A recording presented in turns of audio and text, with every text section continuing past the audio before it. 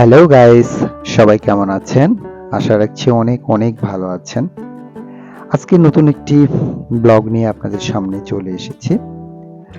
ঠিক আজ থেকে 18 শতকে নির্মিত দিঘাপতিয়া মহারাজাদের বাসস্থান উত্তরা গণভবন বা দিঘাপতিয়া রাজবাড়ি, এখানে চলে এসেছি আমরা।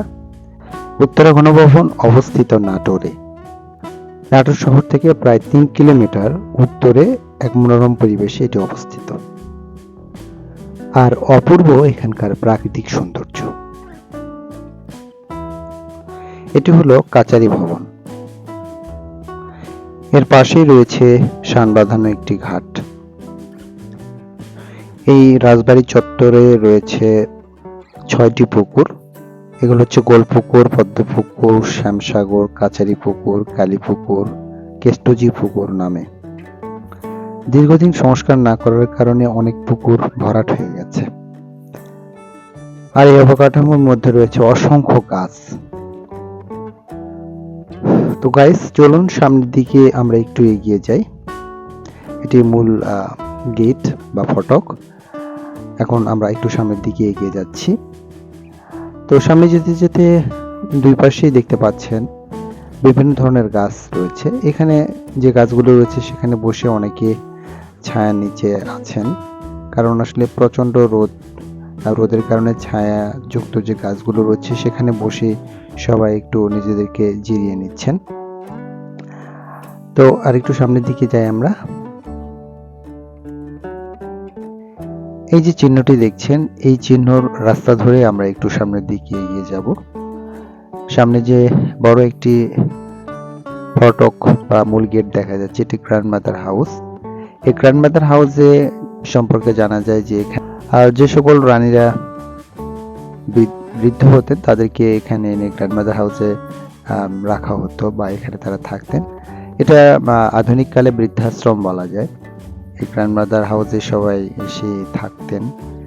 অসম্ভব সুন্দর করে এই গ্র্যান্ডমাদার হাউসগুলো তৈরি করা হয়েছে। দেখুন, প্রত্যেকটি আলাদা আলাদা কক্ষগুলো তৈরি করা হয়েছে।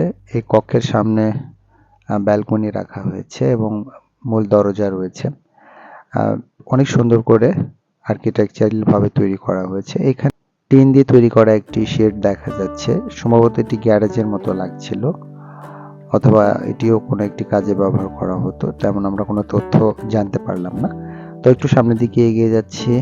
এখন এই সামনের যে বাগানটি রয়েছে, এই বাগান ধরে আমরা একটু এগিয়ে যাব। এখানে বেশ কয়েকটা পুকুর রয়েছে এবং অনেকগুলো ঘাট রয়েছে।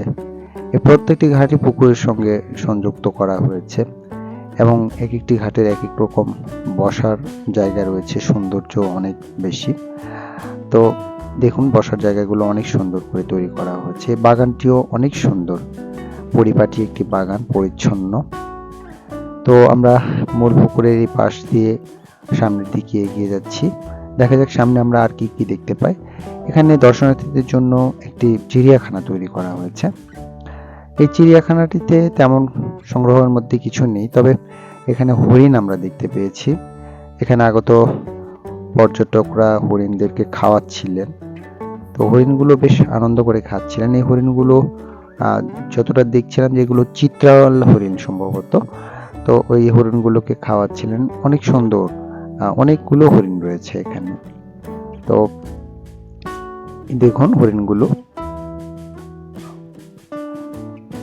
একটা সময় যখন আমরা ছোটবেলার সময়গুলোতে যখন চিড়িয়াখানায় আসতাম, তখন হরিণ দেখার জন্য অনেক উদগ্রীব থাকতাম, অনেক সুন্দর লাগতো।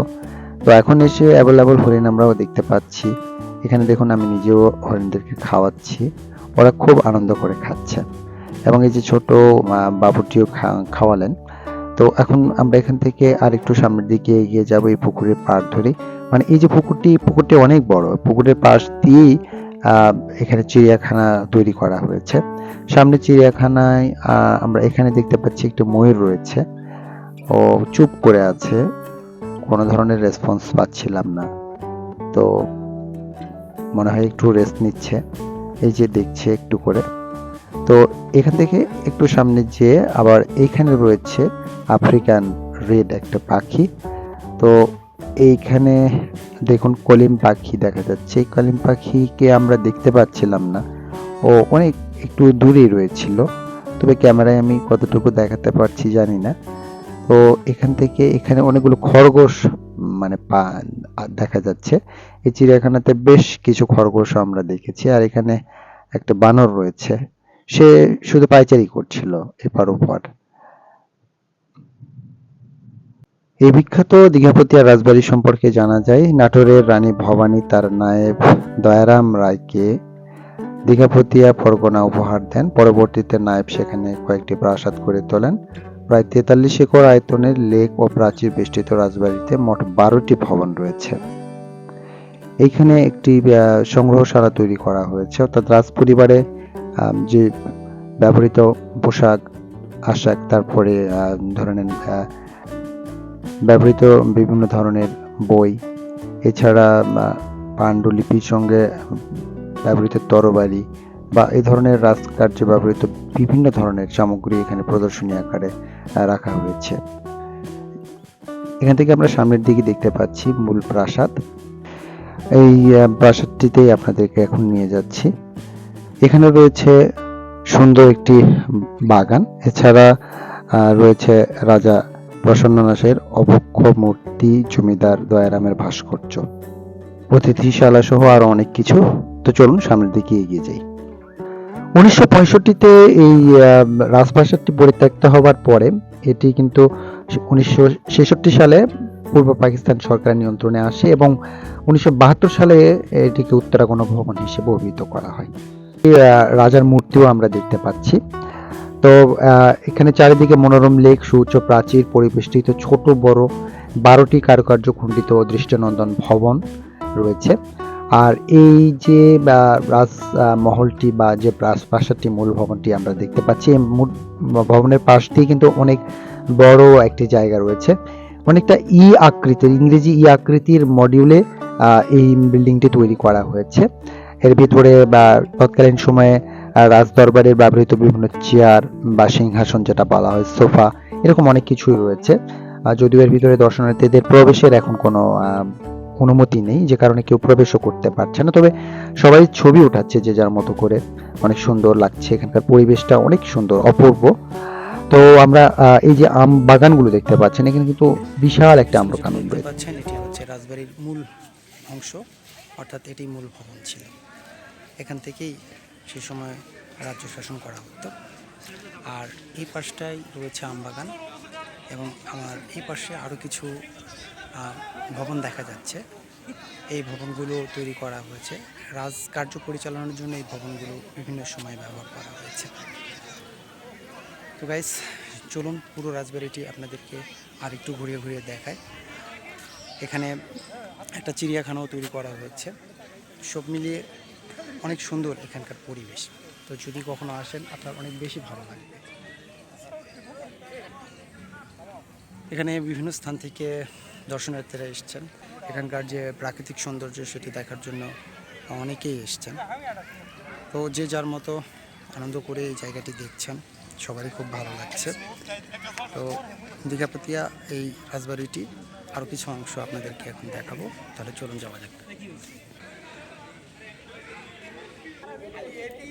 এখানে একটি কামান আমরা দেখতে পাচ্ছি, অর্থাৎ কামানের একটি স্থাপত্য তৈরি করা হয়েছে। অনেক পর্যটক বা যে দর্শনার্থী যারা এসেছেন, তারা এই কামানের সামনে দাঁড়িয়ে ছবি উঠাচ্ছেন, যদিও এটি একটি নিছক একটা ভাস্কর্য আকারে দাঁড় করানো হয়েছে।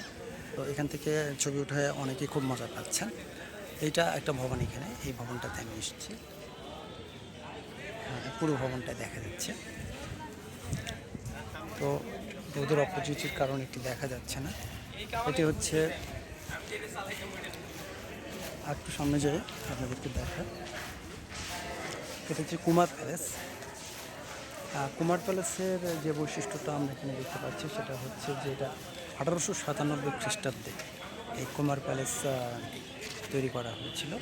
আর এই প্যালেসে এটি একটি ধ্বংসস্তূপ ছিল, পরবর্তীতে এটি একটা প্যালেস আকারে তৈরি করা হয় এবং দীঘাপতির যে রাজা ছিলেন, সেই রাজার ছেলেরা এই কুমার প্যালেসে থাকতেন।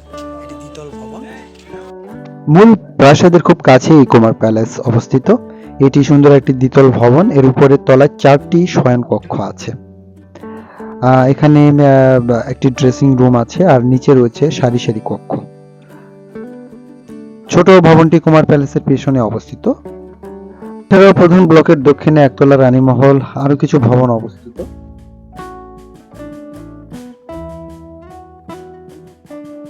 এই প্রাসাদটার সমস্তটাই প্লাস্টারের মাধ্যমে অঙ্কিত ফুল নকশায় শোভিত। আর প্রাসাদটিতে প্রশস্ত উঁচু একটি হলঘর আছে। তো গাইস, আমার ভিডিওটি ভালো লাগলে অবশ্যই লাইক শেয়ার করবেন এবং সাবস্ক্রাইব করবেন। তো আজ এই পর্যন্তই। আপনাদের সবাইকে ধন্যবাদ। দীঘাপতিয়া এই রাজবাড়িটি অর্থাৎ উত্তরা গণভবনটি আজ আপনাদের দেখালাম। তো এখন যাবার পথে পিছনে কিন্তু আপনারা মূল গেটটি দেখতে পাচ্ছেন।